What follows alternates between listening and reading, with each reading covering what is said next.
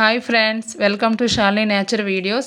ఈ మొక్కని మనం ఎక్కడ పడితే అక్కడ అంటే పాడుబడిన బిల్డింగ్ల వద్ద, అలాగే పంట వేయకుండా వదిలేసిన పొలాల దగ్గర, చిత్తడి నేలలు మరియు అటవీ ప్రాంతాల్లో మనకు ఎక్కువగా కనిపిస్తూ ఉంటుంది.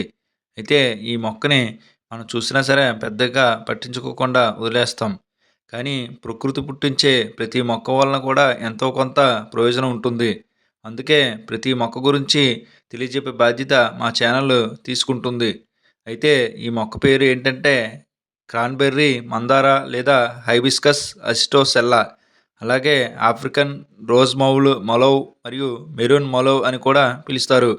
అదేవిధంగా ఈ మొక్కకి ఎరుపు పువ్వులు ఉంటాయి కనుక దీనిని రెడ్ షీల్డ్ హైబిస్కస్ అని కూడా పిలుస్తారు. ఇది ఉష్ణమండల ప్రాంతాల్లో కనిపించే మొక్క. ఇది యాక్చువల్గా మన దేశానికి చెందినది కాదు. ఆఫ్రికా మరియు కరేబియన్ ప్రాంతాలకు చెందిన మొక్క.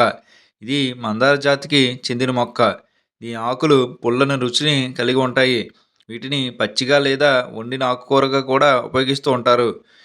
దీనిని దక్షిణ అమెరికాలో అయితే ఈ ఆకులను సలాడ్లు మరియు ఫ్రైస్లో ఎక్కువగా ఉపయోగిస్తూ ఉంటారు. ఈ ఆకులు, పువ్వులు వండిన తర్వాత వీటికి ఉండే సహజ రంగును నిలుపుకోవడం వలన వీటిని వివిధ వంటకాల తయారీలో ఉపయోగిస్తూ ఉంటారు.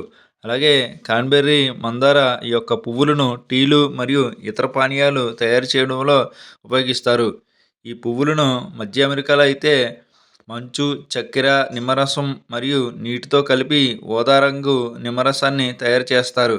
అదే అంగోలా దేశంలో అయితే ఈ కాన్బెర్రీ, మందార ఆకుల నుండి తయారైన టీని జ్వరం వచ్చిన తర్వాత టానిక్ గాను, అలాగే రక్తహీనత చికిత్సకు ఉపయోగిస్తూ ఉంటారు. అదేవిధంగా ఈ ఆకులను చల్లని నీటిలో కలిపి పిల్లలకు స్నానం చేయడానికి ఉపయోగిస్తారు.